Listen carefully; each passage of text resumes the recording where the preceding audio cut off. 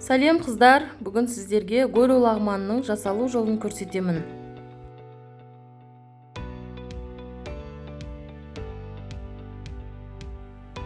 Ең алдымен етті маринадтап аламыз.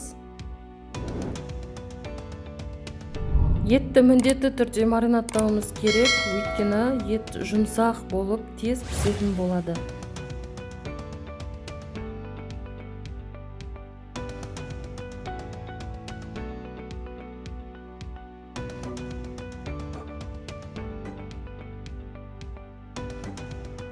Етті турап аламыз, тұз қосамыз, қара бұрыш қосамыз,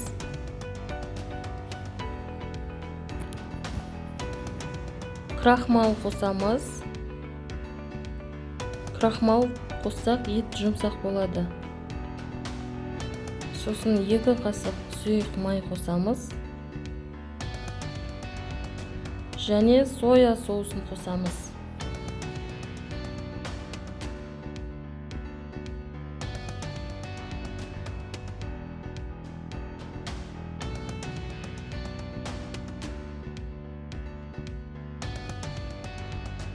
Енді азырақ газдалған су немесе жай су қосамыз.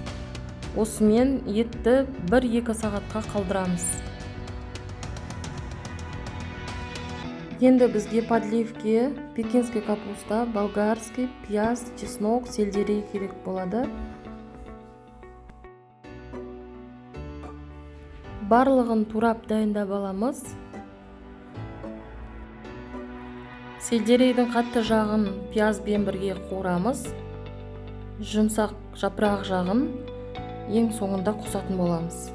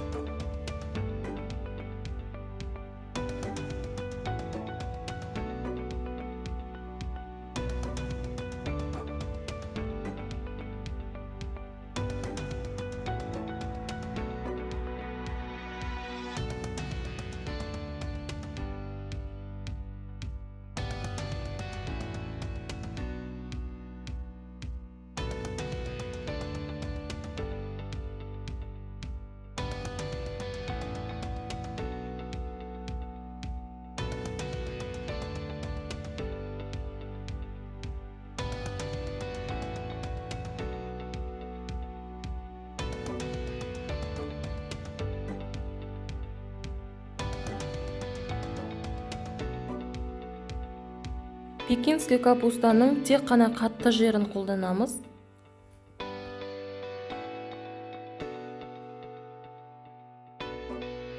Барлығын осылай турап дайындап аламыз.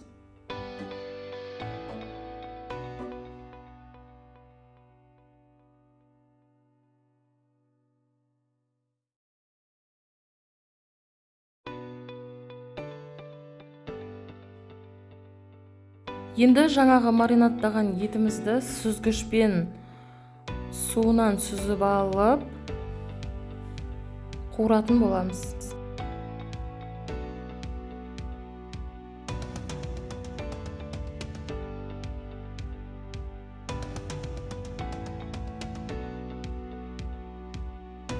Қазанға май құйып, етті жақсылап қуырып аламыз.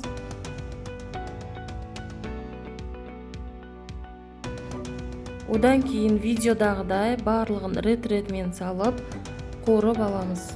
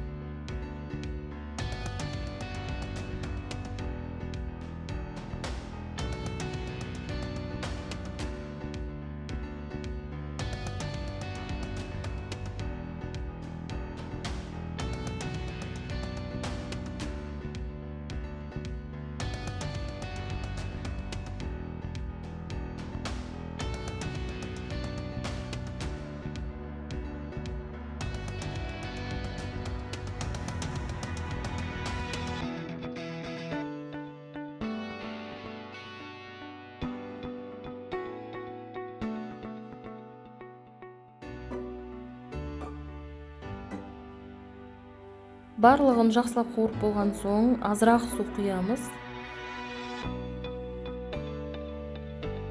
Және осы жерде 2 ас қасық соя соусын қосатын боламыз.